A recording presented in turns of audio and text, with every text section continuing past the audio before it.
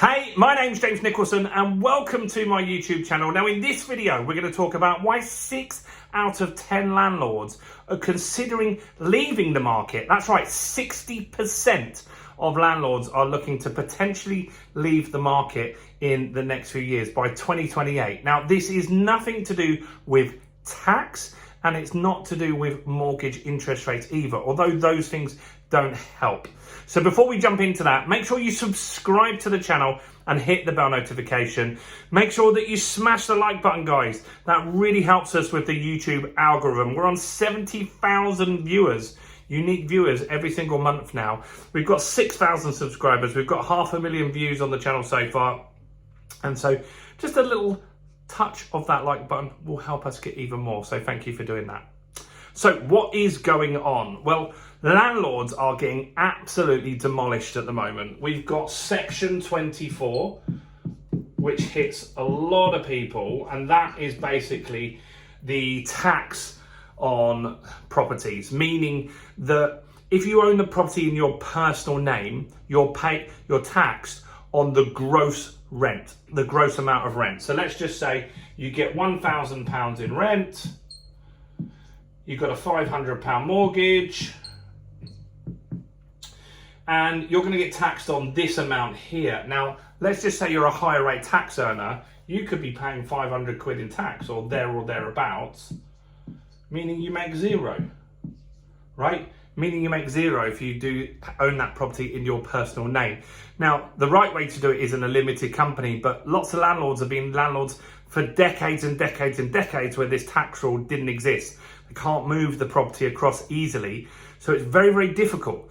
And so this is a problem. So Section 24 is hitting people very, very hard. Now, interest rates are obviously another nightmare. And so landlords, we pay interest only on our mortgages. So when we go from 1% to 2%, it means that our payments double. If we go from a 1% deal up to a 6% deal, it means our payments have gone up 6 times. That gets passed on to tenants, but not always. You can't always do that. And so that is really crushing them. But that isn't either the main problem. The bigger problem is the EPCs, energy performance certificates. These are a real worry for a lot of landlords because with all of this going on, high interest rates, high tax, all this uncertainty that's on in the market, potentially a huge recession, house prices going down. Now the government are saying, or they have been for a while, that we've got to get the energy performance on our properties up to at least a level C, right? Level C. And it goes from A down to G, I think it is.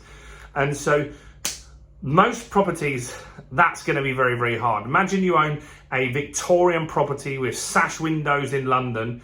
To make that super energy efficient, a level C is pretty tough and very unlikely and sometimes impossible because you might have a listed building, you can't change the windows, you can't do certain things.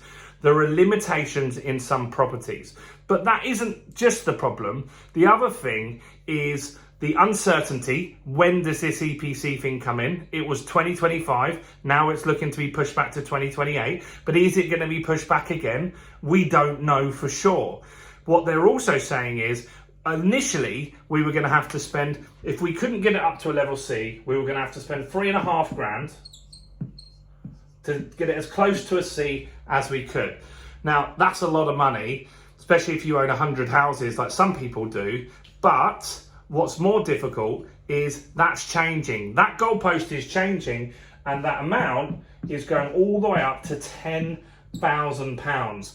Now, £10,000 on a London property is not great, but you get really high rent and you'll make that money back fairly quickly.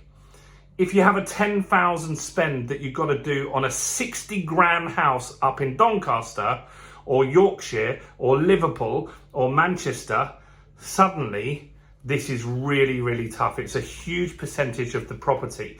And the problem that we've got is that the government isn't laying out exactly what's going to happen, when it's going to happen, how much it's going to be, if it changes by region by region. Can we get help with borrowing on that? Is there schemes to help landlords? Now, you can watch this video and say, well, tough. That's the problem, that you're a landlord. But here's the thing. If 6 out of 10 landlords leave, you're going to see the biggest housing crisis that you've ever seen in this country, because rents will go through the roof. There'll be so few rental properties in the UK, rents will absolutely go insane. That isn't what you want. You might think that you want landlords out. You need landlords to provide quality accommodation. Now, none of us disagree that we should be more energy efficient. None of us disagree that this needs to happen. But what we're saying is, it's not clear. We need to help get a lot of landlords are going to need a lot of help funding on this, especially if they own in their own personal name. And if the government do nothing, which is looking likely at the moment because they've got so many other fires that they're trying to put out with inflation and other stuff like that, then this could be an absolute disaster waiting to happen. Already 30% of landlords have left the market. If 60% more leave, this is going to be a crisis like we've never ever seen before. You've seen videos where I'm talking about rents are going through the roof. That's not going to help with things like inflation. It's not going to help people get onto the property ladder. If the rents go up from 800 quid to 1200 quid because the landlord needs help paying for this EPC stuff, what you're going to then see is that person renting can't now save a deposit. Their personal life is going to be impacted by that. They're going to go and have less meals in restaurants. And so we're going to go into a very, very deep recession from that. So I think that we need the government to do something a bit more about this. They need to update us and just really let us know what is happening. When's it going to happen? And what support is there going to be to make sure that this process goes smoothly? Now, there is a chance that this won't happen in 2028 because it was meant to happen in 2023. It's now been pushed back to 2028. When we had the EICR, which was the electrical certification, that took almost decades to go through. It took a long, long time. The government is slow. We're probably going to move on to a Labour government now. Who knows what they will do? Do they think this is a bigger priority, or do they have a bit more realistic expectations on figuring out how this works for everybody? Of course we want better properties. Of course we want to support tenants. But if you keep bashing the landlords, they're not going to exist anymore. But how can you run this? Now, this is an opportunity for investors as well. Because if you can figure out how to add value, there are landlords that just don't want to do this. So they want to sell their property at a good discount, a good price that you can make some money on.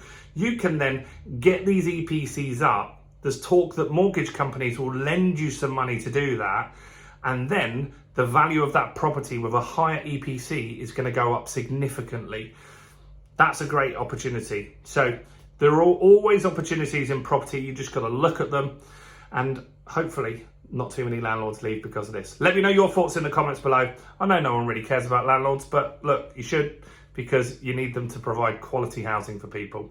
Do like and subscribe to the channel. Check out all the other content on my channel, including this video right here.